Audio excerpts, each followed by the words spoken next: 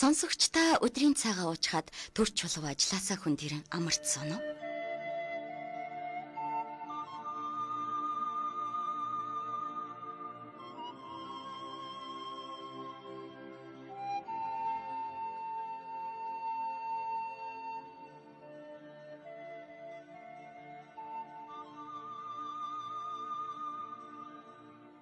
Таны богино амралтанд зориулж утга уран зохиолын яруу ихшгээр аялуулъя. Та унших хэрэггүй, зүгээр л сонсоорой. Цай уух зур радио нэвтрүүлэг.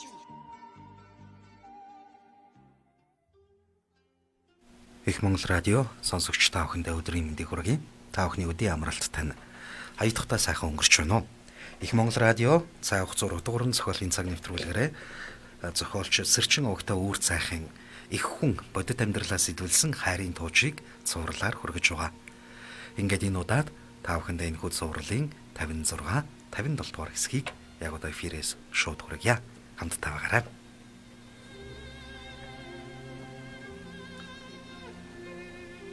Их хүн бодит амьдралаа сэтгүүлсэн хайрын тууж 56 дугаар хэсэг.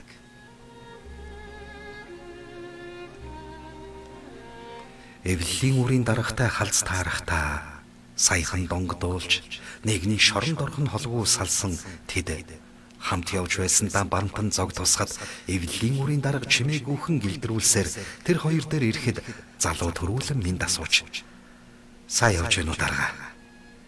Бид хоёр замд явж байгаад сая таарад минь мэдэж хоёр үг сольчход одоохон би явлаа гэх нь багшаасаа айсан хүүхэд шиг их л дуулууртай харагдах тул эвлэлийн үрийн дарга та хоёрыг мөрдөөд байсан юм шиг надад эвгүй сэтгэл төрчихлөө. Уучлаарай залуусаа найзуудаа. Чи давхар биетэй эмэгтэйг хол замд дөхүүлж өгөх нь зөв байлгүй яах вэ? Хүн амьтны хил ам татлаад байхгүй л бол ядарсан хүмүүст тэр тусмаа өнөө маргаашгүй төрөх гэж байгаа давхар биетэй эмэгтэй хүнд туслах нь манай хувьсгал залуучуудын эвлэлийн гишүүний чухал үүргүүдийн нэг юм шүү гэж төв царай гарган хэлснээ хэсэг чимээгүй болж бодол хийлсэн үү? Тэр хоёроос үг хүлээсэн үү? Аль нь боловч хэсэг хугацаа дүнсгэр байдал донд өнгөрч мордын хүлийн чимээ газарт чахархийн сонсогдохоос өөр анир үл дуултахад сая л тэрээр яриагаа үргэлжлүүлж гуруула морноосоо буцхан нэгэн айтайхан газар хэд гурван үг сольчход мортох уу гэж асуухад нөгөө хоёр ч уухантаас дэмжин толгойд оглоо. Тэгснэ тэгэлгүй явах дарга тгий ингэж зэрэг хэлснэ бэр үргэлжлүүлж тэгээд та өөр зүгт бид хоёр гурван нуурын уулзуурлуу явж байгаа гэж бэр гиналдан хэлхийг сонсоод бахим хөзөөт гэж хоолоо засан дохио өгөхөр нь түүний хэлсэн төрүүний үгийг гинэлт санаад хэлээ хазаж миний энэ хамаа ёстой нэг болдоггүй хурдан түргэн дуурдаг хошоо шүү гэж болгоомжилж байхад дарга хүүхэн анзаараагүй дөр үзүүлсэн ч аль хэдийн байдлыг ойлгожээ.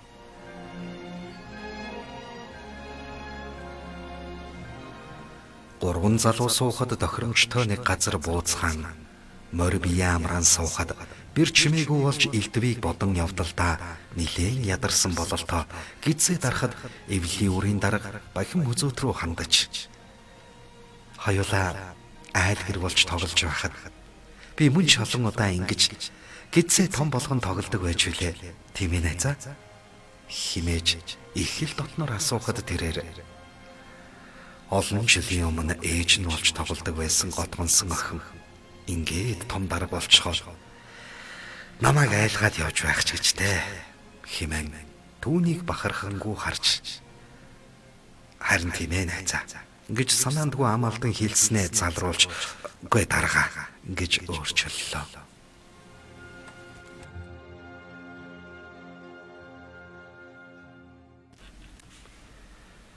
Гэтэл эвлэлийн үрийн дарга их л намуухнаар хажуунаас нь үг нэмэрлэж хөдөөхээр газар ингэж хандах хэрэггүй дээ найз минь. Ямар албан газарт байгаа биш. Энэ газар бол бидний төрж өсөж, тоглож, хонь хариулж явсан байгаль ээж шүү дээ.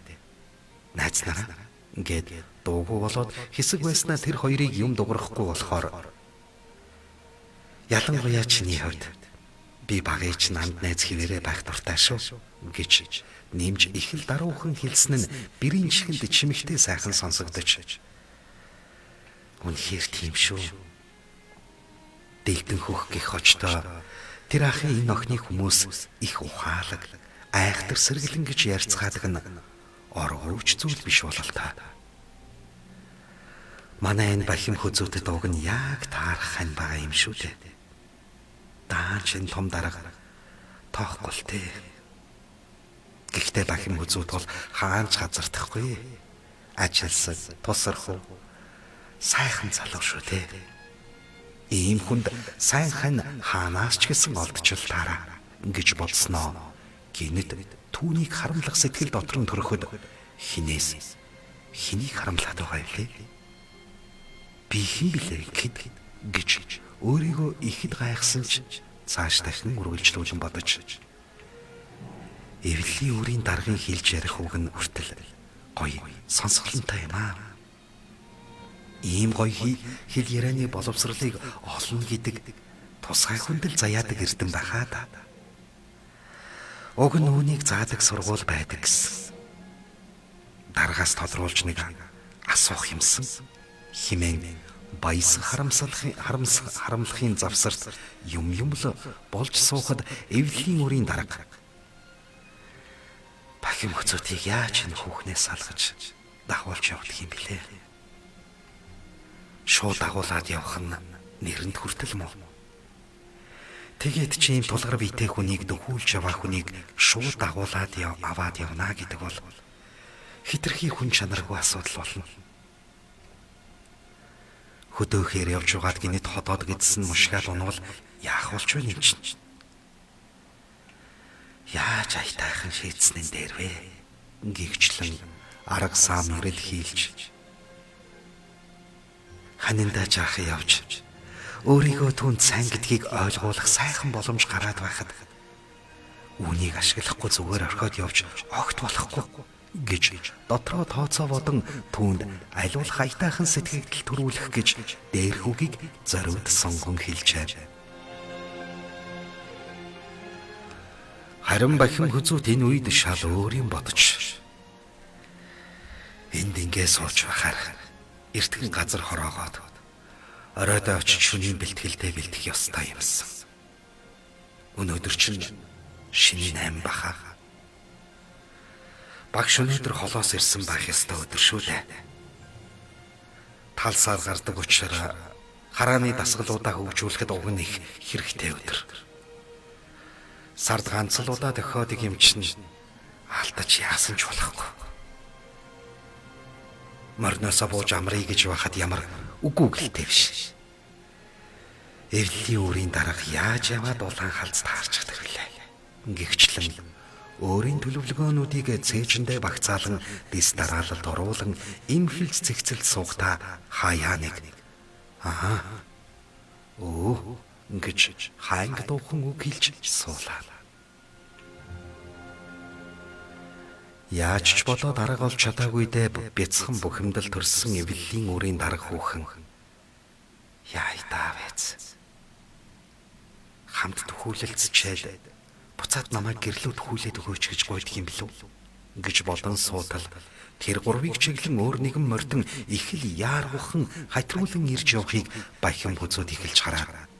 Хүй тэр хин бэ гэхэд бир шууд таньж яана энэ нөгөө хоон хүүх бас хаанаас гараад ирвэ гэж дуу алдснаа санаа зовсон байртай дарга хүүхэн лүү гарлаа. Эвлэлийн үрийн даргач гэсэн нэгийг дотроо бодсноо өндөйн босож. Та хоёр дуугүй сууж байгаарай. Тэгэхгүй бол ховчшаар самганы энэ хүү дараа нь юу ч гэж цуурч мэдэхгүй шүү. Би эвтэйхэн зохицуулъя хэмээн бослоо. Морио хар хөлс хасгатал давгсан бололтой их л яаруухан тэр гурав дээр ирсэн хоон хүүхийн нүдэн том болж. За сайн явцгааж байна уу? Ямар сонир хүмүүс нэг доор цуглаад байж байдаг билээ энд чинь.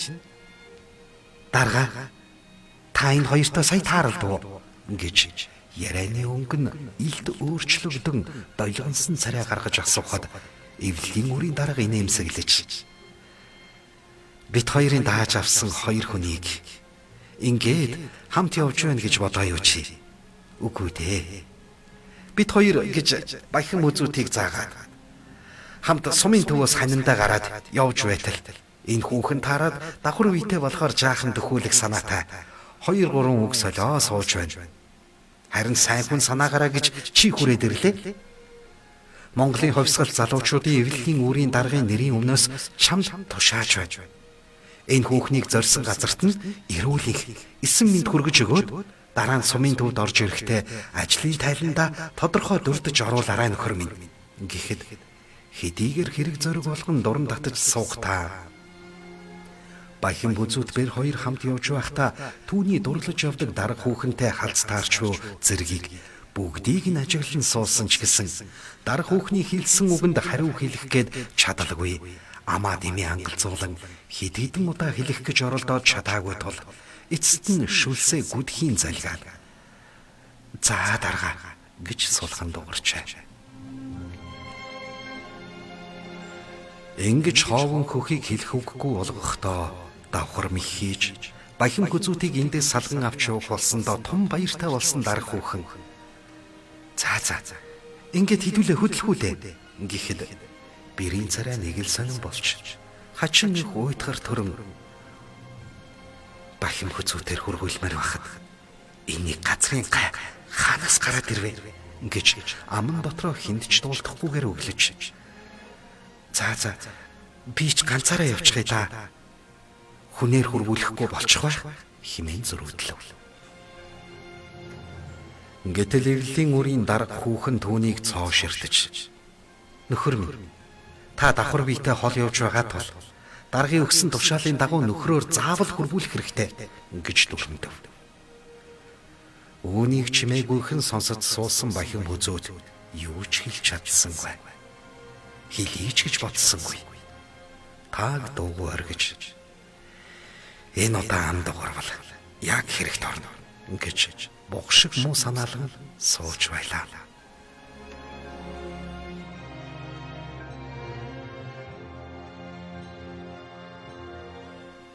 57 дугаар хэсэг.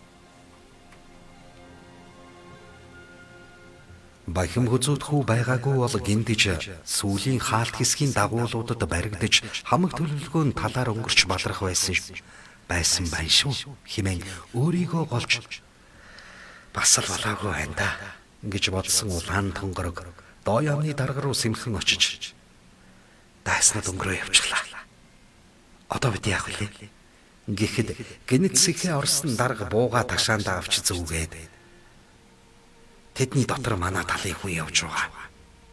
Биднийг энд хүлээж байгааг мэдэж байгаа тул 2 цагийн дараа амрах ёстой. Бид ч гэсэн болгоомжтой байх нь зүн хэрэг бөгөөд тэд маш аюултай. Биднийг мэдгэл юм бол шууд хөнөөх нь тодорхой гэж илт хулж исэн байдалтай хэлэхэд баян хүзүүд хүүгийн нүдэн сэргэж чадахгүй дарга. Би таныг хамгаалах болно. Та бидэнд яах тухай заавраа өгч. Тэгэл болоо гэж зоримог нь аргагүй хажуунаас нь ярианд оролцлоо.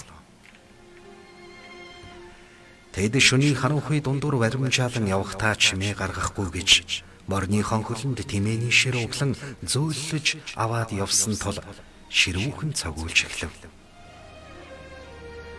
Цаг орчим явсны дараа доо ямны дарга та хоёр эндээс явъя. Удахгүй сүүлийн 2 хүн байрлаж байгаа. Тэд хөдөлгөөн хийж явахгүй тул та хоёрт ч гэсэн хаан байгааг нь илрүүлэхэд хүндрэлтэй. Тэднийг цааш хөдөлж аюулгүй болонгууд шонголж уйлаарай. Би урагшаа мордууд аваад дөхөж очино гэж хэллээ. Гэтэл улаан тонгорог хаширхун толоо доо ямны даргыг ганцаарнг нь үлдээж яавч болохгүй гэж шийдээд хүүд хандаж чи арай илүү соргогоороо урагшаа явхан дээр баг. Би энэ даргаыг хамгаалж үлдэхгүй бол юмыг яаж мэдэх вэ гэж хэллээ. Энэ тушаалыг сонссон баян хүзүүт би дааж даалгавар гүйцэтгэх болсондоо баярлаж дуртай нарахгүй. За ах нараа үгүй бишээ дарга гэж өөрчлөн гидсэн маягтай гүйн одлоо. Харанхуй шүн тул зөвхөн тэдний явсан зам мөрийг мөр танд харгаар илрүүлэн хагас цаг орчим явтал 300-аад алхмын цаан сүүлийн 2 хүн амарт суугаан бүдэгхэн амьсгалах чимээнээс нь тодорхой боллоо.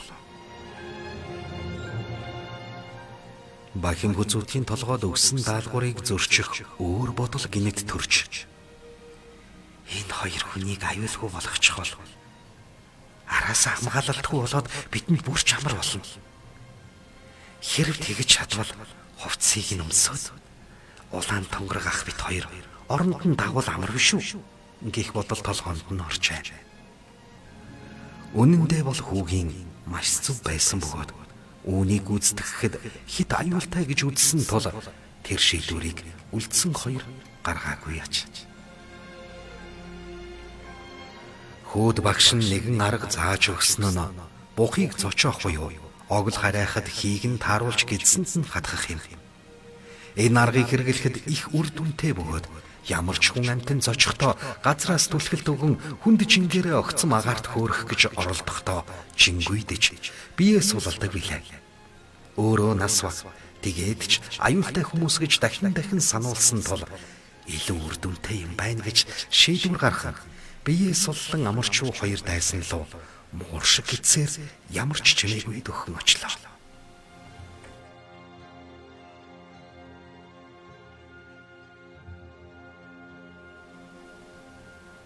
Таван алхмын зайд ойртон очиход завилдсуусан чихтэй хол зайг туулж ядарсан биеэн амраач руу шавлын сумын 2 тулгаанч лам сахил санвараа умартан хүний нутагт алуурчин болон хувирж яваан даанч муха харагдана. Хэсэг-хэсгээр тасран бат хөх ургасан хадны дунд амарчуу тэдний бас нэгэн алдаа байсан бөгөөд чулуун урч элс шороо хөдлөх чимээ гаргахаар бол төлөвлөгөөгөө тасалж буцхаар шийдэж байсан баян хүзүүд эргэлт буцалтгүй санаагаан гүйцэлдүүлэхээр сэтгэл шулууджээ. Тэр энэ аргаар янгир ямаануудыг дуучмээ гаргалгүйгээр олон удаа дөхөөрч байжээ. Тэр бүхэл ямар ч шаламгай бухыг хоромхон зур ухаан алдуулж сурсан тул энэ 2-ыг ямар ч асуудалгүй чимээгүй болгоно гэдэгтээ бат итгэлтэй байлаа. Олон чимээ гаргалгүй дөхөж очих чухал байсныг элгэн хадны хад чулуу хүртэл мэдсэн мэт хорт дайснуудыг үзэн ядаж хүүг ивэх гэсэн бололтоо газар чилдэн бат харахгүй ургасан байлаа. Дайснууд хашир туршлагатай тул 2 тийш харан нуруугаа нийлүүлж завилд суужээ. Энэ удаа тэдний нүд харагдахаар ойрхон очлоо. Нүүр амаа битүү боож амьсгалын замаа хамгаалж 99 чамдын бясалгалаар суусан тэднийг нэг цогцолтоор хийхэд болох хэсэг нь тодорхойгүй тун эвгүй харагдахад хэсэг эргэлзэж байснаа. Ингэж болох юм байна гэж шийдэн аргыг олж эхлээд нэгийг нь төхөөрнө. Ямар үйлдэл гарсныг нь ухаарч амжаагүй ирэхэд нөгөөг нь төхөөрнө гэж дараалуулан бодлоо.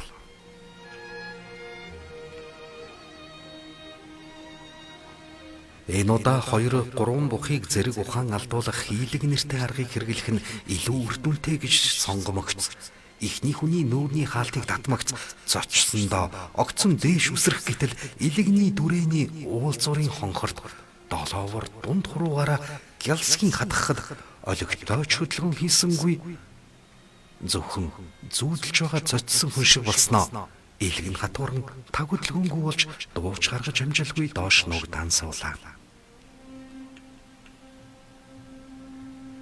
Нэгийгээ зүүдэлд зочоод хөдлөлөө гэж бодон нөгөө нь эргэж хармагц.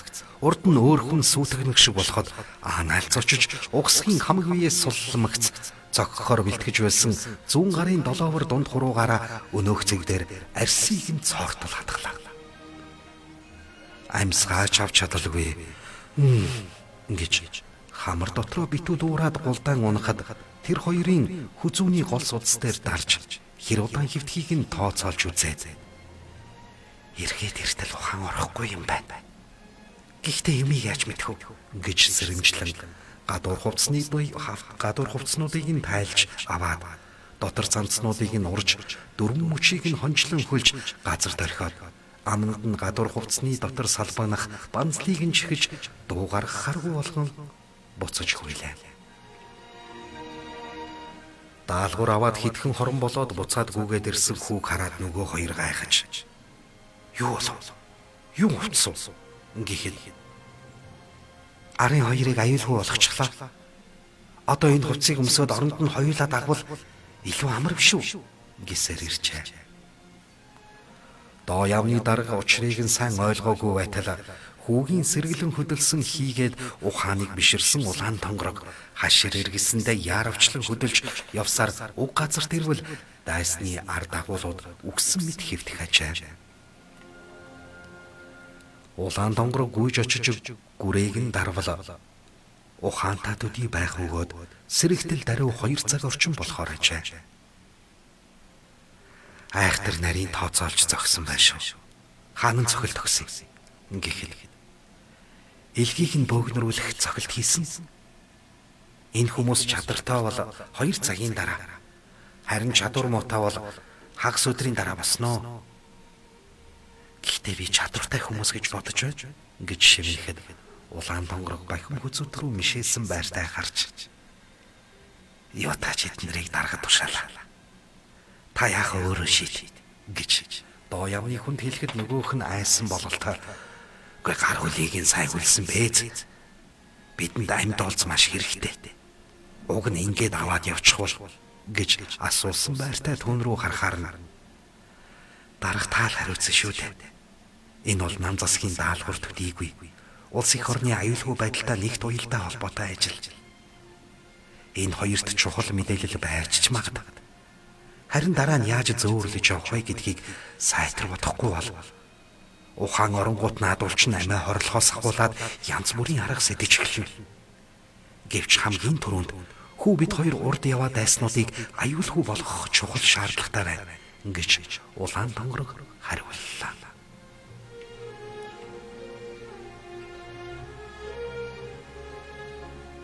Үргэлжлэл бий.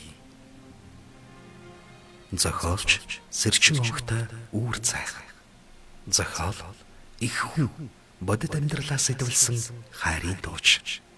Өгүүлэгч Хосвир, дууны найруулагч Цэнтава. Их Монгол радио 2020 он. Сонсогч та их хүн тууч номыг худалдан авч уншихыг хүсвэл цэцэгтв 9521 тэг 413 Гранд Плаза 4 давхарт 417 тоод Герман готал. Бүхийн өргөө гоё офис харилцуулсны дугаар 88 10 17 12 мөн Азхур интерномын дэлгүүрүүдэд борлуулагдаж байна. Харин та номоо хургуулan авахыг хүсвэл 88 99 58 56 99 8 5 69 дугаард холбогдсон захиалгаар хургуулаарай.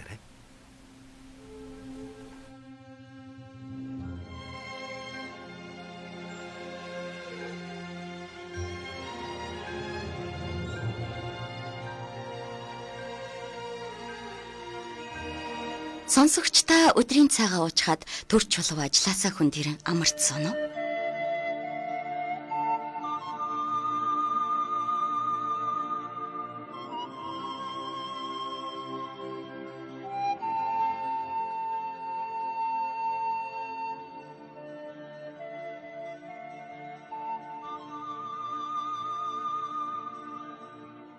Таны богино амралтанд зориулж утга уран зохиолын яруу ихшгээр аялуулъя.